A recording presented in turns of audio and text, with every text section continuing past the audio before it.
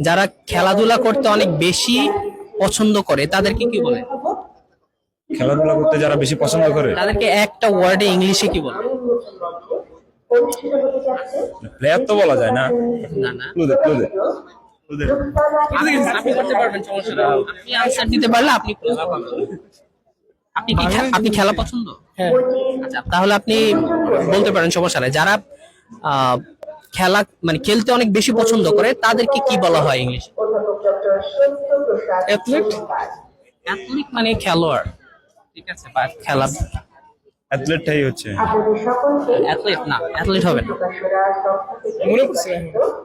আচ্ছা, এখানে আপনার যদি আপনি যেমন হলিক, আহলিক যদি অ্যাড করেন তাহলে যেটা আপনি পছন্দ করেন সেটাই আপনি বলতে পারবেন। যেমন ওয়ার্কাহলিক মানে কাজ করতে অনেক বেশি পছন্দ, তাহলে আপনার এটা কি হবে?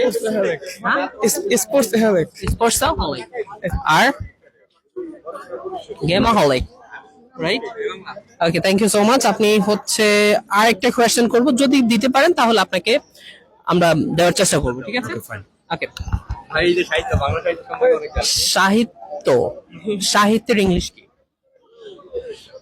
লিটারেচার। নো।